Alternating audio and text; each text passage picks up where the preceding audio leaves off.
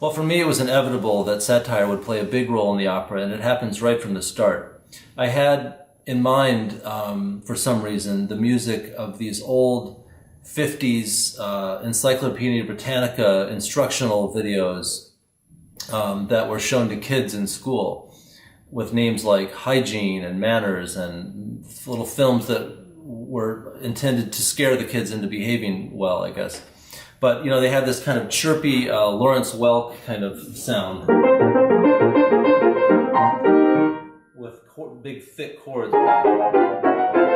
And when I thought of the Ladies' Garden Club scene at the opening, and these ladies gleefully celebrating the virtues of their sinister new form of mind control, I thought it would be really creepy to use this kind of music.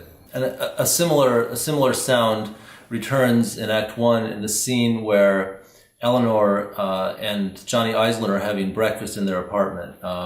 And the music is sort of like...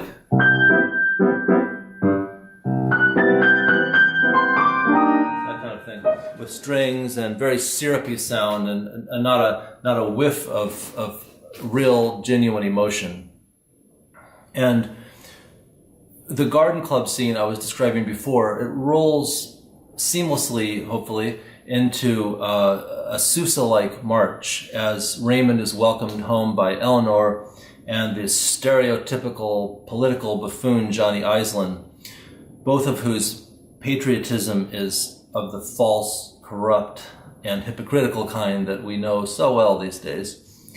And I wanted to maintain the nature and the flavor of that march as Eleanor and Raymond talk privately, but with the TV cameras not far away, as she continues the lies to her son, and he kind of tries to keep pushing her away.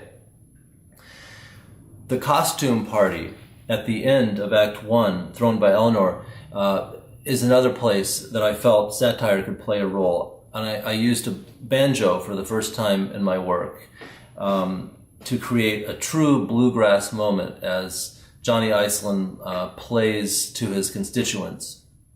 I really didn't hold back there.